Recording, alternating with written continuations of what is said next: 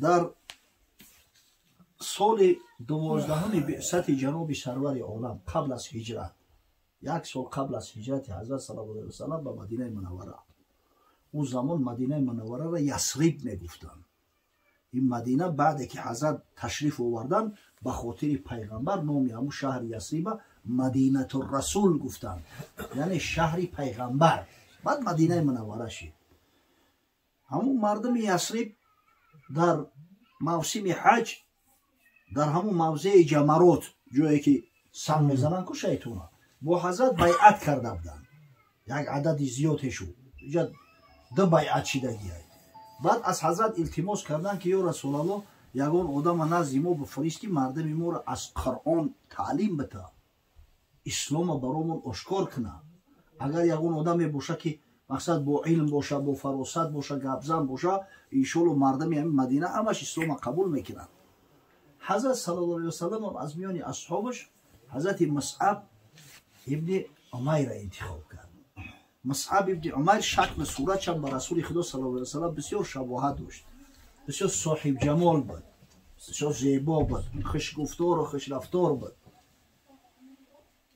همراه میگم مردم یثرب بعد که حج تمام شد فرستاد مصعب ابن عمیر.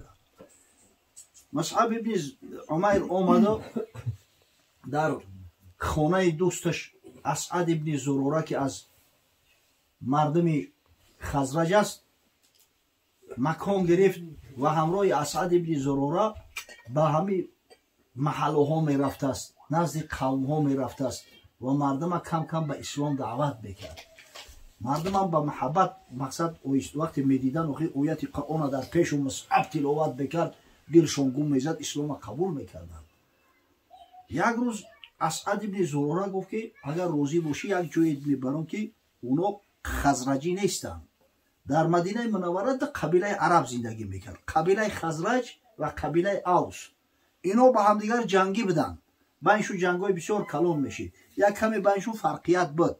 خزرجی ها زیاد اسلام قبول کرده بودن اما اوسی ها انگوش شمار بودن. این اسعد ابن زروره مادرش از همین قبیله اوس بود. گفت میبرمت پیش تقایم، اگر به شرطی که همه را دعوت کردی و قبول کنن دین اسلام، انشالله دیگه در مدینه غیر یهود همه عرب ها مسلمان میشود. مصعب ابن عمیر هم قبول کرد. گفت میدیم گرفت آوردش باغی سعد ابن معاذ، سردار قبیله امی اوس، سردار قبیله هستی. در عرب پوچه نبود، پوچه های عرب همین سردار قبیله شو بود. همه سردار قبیله با اسعد ابن زروره پسرخوله بود است، پسرخوله. اوچه مقصد سعد با اوچه اسعد اپش میشید است. اگه بگه باقی پسرخوله شو ورد. بعد مصعب میگه صحبت کرد از اسلام و تاریخ پیغمبر را بیان کردن گرفت و مردم در گردش زیاد جمع شدن. سعد ابن معاذ از یک گوشه میدیده میکوره، جیانش فیراد کرد پسری برادرش. گفت این خانواده اسعد ابن زروره پسر خاله مای، روز اگر من برم پیشش کنم خالم با خفه میشود. بطره یک اون خیش تبوری نداره، یا اولادی پدریشه که برای گفت خطیب مهمونش بزنه باق پیشش که این مردم ما را گمراه کرده استیان، از روی حق منحریف ساخته استیان. انا نامی همی جیانش اسید، اسید ابن حزیر، برادر پدر این سردار قبیله اوس بود. وقتی پدر این کشته شد در جنگ، بعد در جاش همی سعد شدگی که مقصد همی سردارای همی قبیله هم. اسید ابن حزیر یک پهلوان بود است، در بالای همی اسب مست سوار، یک نیزه دیگه در دستش نعره زده خیست اومد. گفت ای اسعد نامعقول میکنی تو در باغ ما، تست سویت هایجا گم کن، برای چی مردم ما را گمراه میکنی؟ همون وقتی که می اومد اسعد ابن زروره گفت که همین شخص گفت یکی از سردارای همین قبیله اوس است، اگر به شرطی که دعوتش کردی اسلام قبول کنن انشالله نیمی کارمون گویا حل شدگی است. مگر مصعب پیشش خیست گفت یا اسید، من در مکه مکرمه صفتی تر شنیدم، صفتی پدر تا شنیدم، میدونم که شما جوان مرده، عیب نیست که شما مهمون بگیری عیب بخسر کنی. من مهمونم گفت مهمونی برای چی مردم ما را گمراه کردستی؟ برای چی عقیده مردم دیگر کردستی؟ گفت من عقیده کسی را دیگر نمیکنم. من هم میگم به حق گفتستم کسی قبول کنه کسی نکنه من اجبارا اشکارا مجبور نمیکنم. گفت اینا بیو خطیبم بشین یا لحظه حق دهنگاب میزنم. اگر قبول کردی خوب لحظ، اگر نکردی ما روحمون میگیره میری. حجت با پیش کردن مهمون نمیشه. ولی اگر اوضاع شود که اگر همین اوسیو مهمون ای خونه‌شون پیش کردن برای شما رو یا لکنت میشه و یا عیب کلام میشود. آدمی گبزن بده گبدام بده که خدا رحمتش کنه مردی خدا. با سعید گفت راست گفتی. نایزش هم میگه در زمین همیتا خلوند اومد چیش گفت کو گپو تبزن چی میگوی؟ این حضرت از قرآن در پیشش از سوره نجم چند آیت را تلاوت کرد. و همین قرآن بزرگیش هم ببینه هر کسی که باشه همین قرآن گوش کنه خاصتا اگر یگو از زبان یگو قوری گوش کنه باور کنه او با ادام میشه. فرق نداره وای کدام ملت ای زبانش چیه.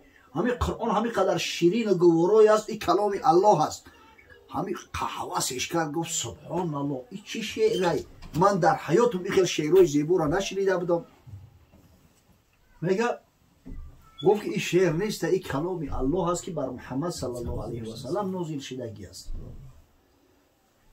گفت چی بگم که منم پیروی شما بشم، منم مسلمان بشم. امرش کردن گفتم برای غسل کن. همون پویوده یا چشمه بوده است. برای غسل کن بیا کلمه شهادت بگو. رفت غسل کرد خیست اومد کلمه شهادت گفت مسلمان شد. بگو شما یا لحظه بشینه من سروری قبیله عمک من بفرستم پیشتون. خدا کنه که همون را دعوت کنه. اگر دعوت کرده قبول کرد اسلام دیگه بدون شک و شبهه در اوس یگان مرد زن نمیمونه که اسلام قبول نکنه. گفتن دعوتش کن. و خیست اومد پیش عمکش. ای دید گفت یا اسید برای چی پیشش نکردی؟ گفت که من هم پسر خالم در دهنه گپ دارم عیب نمیشه و من پسر خاله شما را ای خونه پیش کنم برای ما را یک تن میشه. گفت که هم دهنه گپ دارم چی میشه برای هم گپکش گوش کنید دیگه توکلش به خدا شما میرفتیم. بعد میگه سعد ابن معاذ با قهر غضب اومد گفت یا اسعد گفت محترم پسر خاله گفتیم تو دیگه از حد گذروندی. چی پس گفت به اجازت یک بیگانه را میگیری میاری ای مردمی مکه مردمی ما را گمراه میکنی برای چی کارا میکنی؟ که مصعب خیز گفت یا سعد گفت به خدا قسم صفتی تو به اون مکه را رفت است. قریشی های هستن که بلشی که مخلصی تا هستن در همونجا.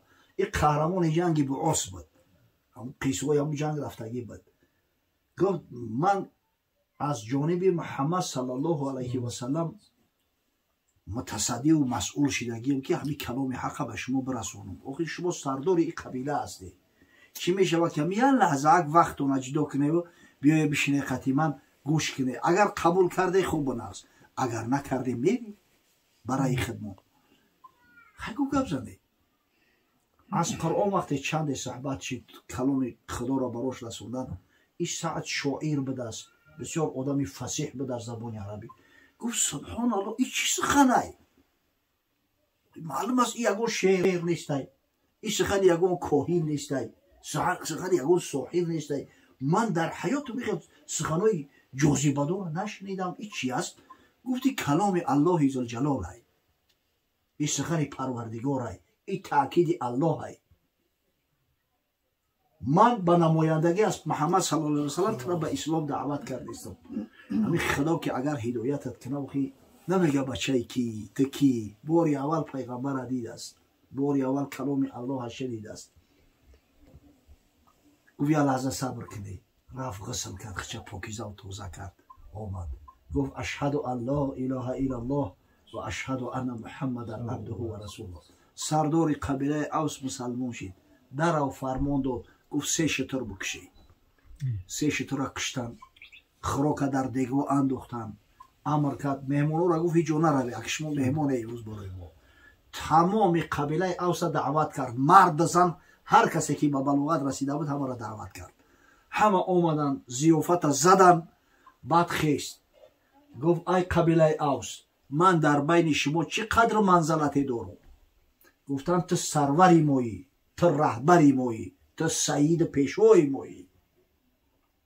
گفت اگر یکی مبادا یگان امرتون کنم امری من اجرا میکنه.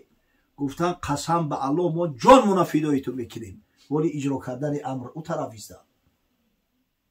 گفت نباشه من مسلمان شدم، من کلمه شهادت گفتم، اگر هر کسی که مرا دوست میدونه، هر کسی که مرا رهبر سرور میدونه ایمان بیاره.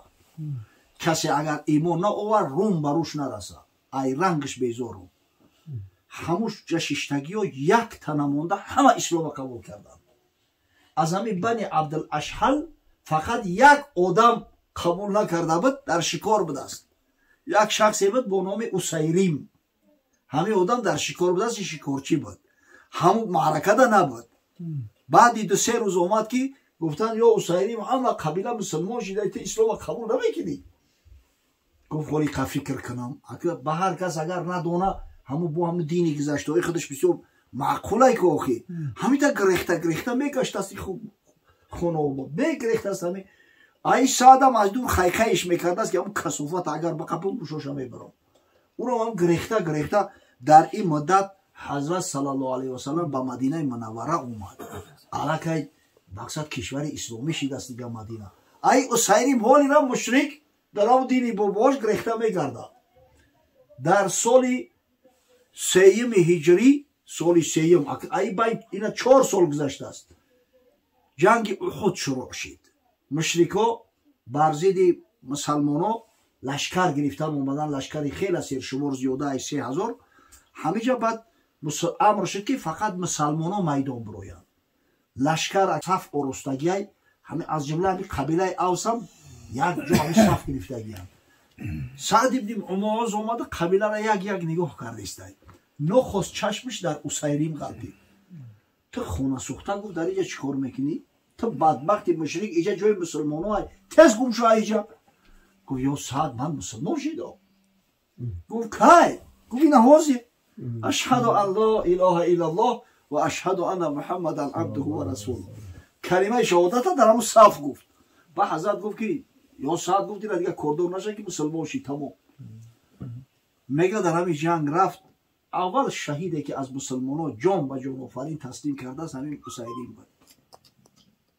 میگه حضرت صلی الله علیه و سلم قبل جنازه وقتی دیدش گفت ربح اسیریم، خانه آباد اسیریم حقیقتا برد کرد. گفت در امر سرش یک سجده الهی نکرده است، یک روز روزه نگرفته است، خداوند راست و خیلی جنتش بود.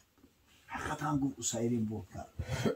بسیار عملی اندک نکی خیری زیادی را خدای تعالی براش در همین ایواز داده است. ببینه همین محبت پیامبر صلی الله علیه و سلم یک چسبک داره، یک جاذبه داره که به سوی خود جلب میکنه. ای صفت پیامبر صلی الله علیه و سلم شنیدن این تا قبیله ها گروه همین اسلام قبول کرده و مسلمان شدگیان. خدا کنه که ما و شما هم در کجای شیشتیم صفت پیغمبر را کنیم، زحماتی را که حضرت کشیده است به هم دیگر بیان کنیم. محبت پیامبر در قلب و پیدا می شود. محبت پیامبر که پیدا شد در قلبت به یقین دیگرگون میشه. وقتی که محبت پیغمبر در قلبت پیدا شد به یقین بفهم که پیغمبر هم دوستت میداره، نسبت تو دیگه یک نظر عنایت داشته است.